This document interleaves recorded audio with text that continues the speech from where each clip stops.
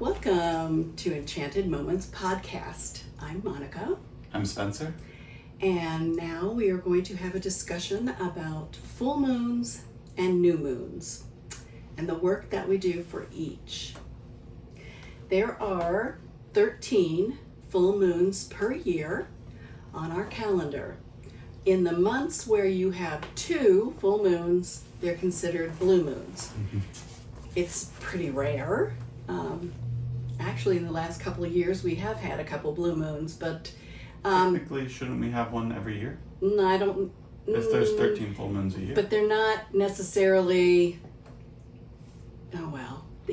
Technically, but usually the ones that are blue moons are labeled for other reasons too. Oh. I'm not a good astrologer. If you want a really good astrologer, we can refer you to one. But we're just dangerous enough. Mm-hmm. Oh man. And this is Creme. Creme She's again. Helping. Creme again. Okay. We're talking about moons, so we're divine feminine. She's getting into the mood. Yes, I see you. We used full moons as hunter-gatherers because it was the time when it was easier to hunt. So people would go out on full moons and do their hunting and gathering in the dark, but it was a brighter time of the dark, right? Mm-hmm. And we didn't get into the masculine energy until we started with agriculture. So the sun is the symbol of masculine energy, and the moon is a symbol for feminine energy. We call the time going towards the full moon waxing. And so for the 2 weeks between the new moon and the full moon, we go towards the full moon. We call that our waxing. Mm-hmm. That is when we bring things into fruition. It's a building time, it's a growing time, it's an expanding time, and that's why we set our intentions on the new moon, so that we bring them to fruition by the full moon. The full moon is actually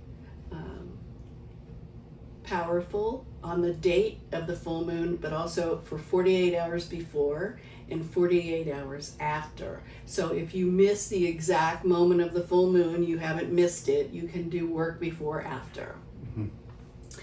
The best way to find out when your actual full moon is to look in some kind of an astrological, either a book or a calendar that has astrology on it. It will mark the new moons, the full moons, and the quarters. Plan your life by the cycles of the moon. Many of us try to do that more.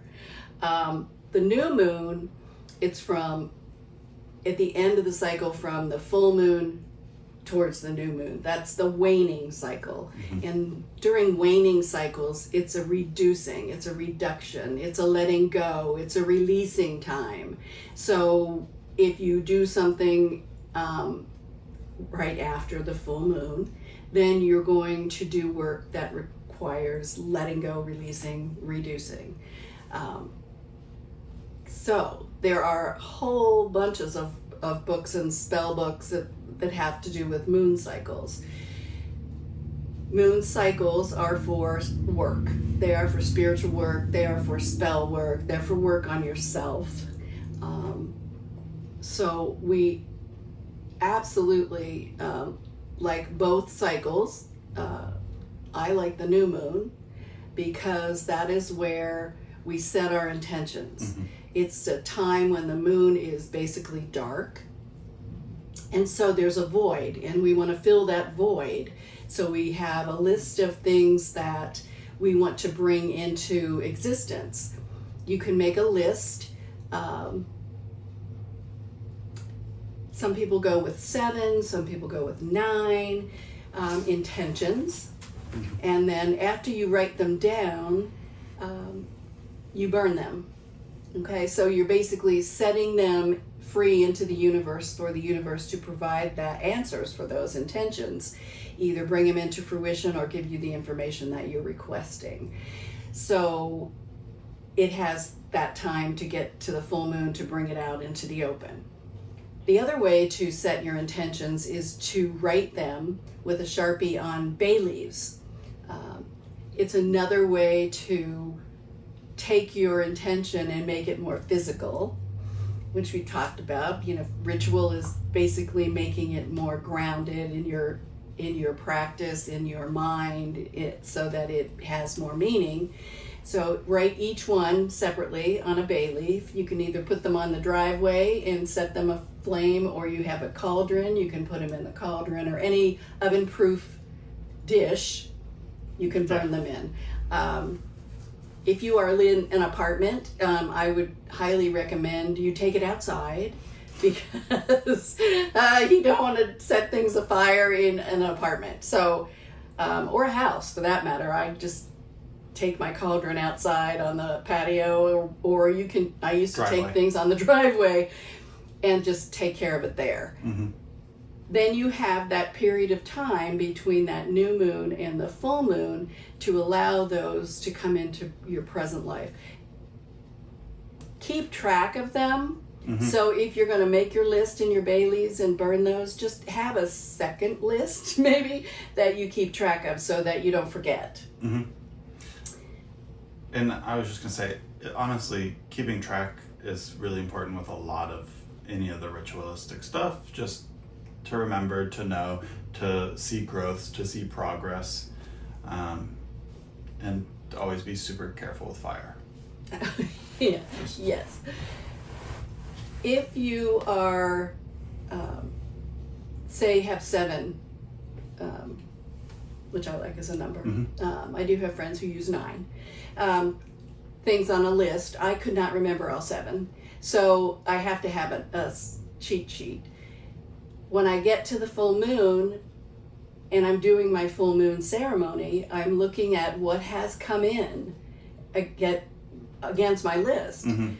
All of them may not. Some of them may be partially complete. Others may be fully complete. Mm-hmm. But the full moon brings the entire light into the open on your intentions. So you have to relook at that list, see what you've accomplished, what hasn't been accomplished, or what's partially accomplished, and then make notes, because come your next new moon, you're going to have to add those back on. So when we're going into the waning phase from the full moon, then you can set your work as what you want to release. Mm-hmm. Or reduce or eliminate, and you have a list for that, and you do the exact same process of writing them, burning them, releasing them out into the universe. It's much more flexible for energy, for you to let the universe provide the appropriate answer. If we have an answer, we have one answer. Mm-hmm. We think we know the way to make it happen, and then we're limited. If we allow the universe to provide the answers and bring things in, there's an unlimited range of activity that it can take to get those to happen. So rather than limit and come up with a way to do it yourself, release it and let the universal energy decide how to bring that in, or to let it go, or release it, eliminate it. Mm-hmm. If you're concerned about someone in your life that you want to release, that's the time to do it, after the full moon going towards the new moon. If you want to lose weight, if you want to clean out your house, if you want to do anything about that structure, that is when we do that, in that period of time. And come on the new moon, then we look at what we've tried to accomplish during that phase, and we either have it or not have it. But we don't rewrite it. We rewrite what we didn't have at the full moon on that list that we notated, and we start over. We bring it out. Rainbow Moonstone is associated with the divine feminine. It's that iridescent moon energy. Black Moonstone is associated with the new moon. and the dark moon. And we need to think of the dark moon periods as opportunities for us to fill them with something new. So when you have a full bowl at the full moon, then you're trying to get rid of things. You're releasing them and making the bowl more empty. When you think of the new moon, you're talking about an empty bowl, and you want to fill it with things that come about to the full moon. Does that make sense? To me. Okay. Yeah. It's astrological, and yet we can make it practical. There are a bazillion books on moon energy, moon spells, but any spells or any intentions to do with finances, personal life, creativity, anything you want to do work on is done at the moons. So if there's a specific correspondence that you like with a planet and a moon phase and an element, then find that in that period of time, and that's the time you want to do that spell work. The basic work we do is the bringing in of intentions at the new moon and the releasing of them, release things at the full moon. We celebrate the full moon more, I think, than we celebrate the new moon, because it's bringing in a fullness of energy. It's bright, it's an open time, it's, we celebrate that. The new moon is just as important, it's just not as sexy. I mean, think about it. It's kind of this dark little sliver up in the sky. I was looking at it actually the other night, and with the new planetary alignments close by, it looked very dim and the planets were extremely bright. So it just does not have the light. And I think too, because the moons decide where the tides are on the planet, you get those big tides, those huge swells of water energy at the full moons. So that's usually the high tide at a full moon is the largest tide. It's the highest tide. It's the most powerful tide. So your body is made up of water. So I think that's another reason we tend to celebrate more at a full moon, because that's probably when our bodies are feeling more energized from the moon energy, because it's water. So there you go with that.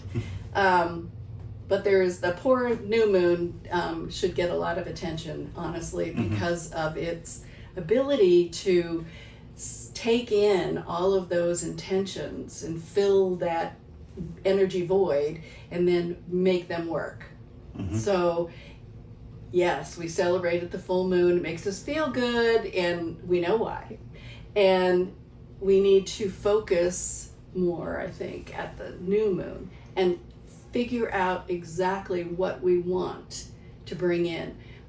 And if you get one or two of them in 2 weeks, that's pretty good. Okay, then when you get back down to the new moon again, you have to revisit that list and say, what is still important to me? What do I still want to bring in? And then add some new ones if the other ones are off your list. And it becomes a cycle for manifestation. And even though we're releasing things in the waning moon, it's still manifesting. It's manifesting that release or that elimination. So it's very important that we become aware of the moon cycles, because we don't use them anymore to do hunting or harvest shellfish from the beach. We need to know for our own development what's going on with the moon energy, so that we can use it to our advantage and make sure that we're doing everything we can to bring things into our life that are desired, because our desire here is to be joyful and love and be loved. So that's your job. This will help. If you have questions on moon cycles or what kind of material is helpful in deciding what to do with full moons, new moons, quarter moons, feel free to stop in if you're in the area. If not, there are tremendous numbers of resources out there, and this is actually one of the least controversial things you can get on the internet, because it is astrology. It is very specific. It isn't up for interpretation very much, so you can get that data off the internet and feel comfortable that it is legitimate. So thank you for sharing with us. Go out and be happy, live in the light, and be loved. Take care. See you next time. Thank you.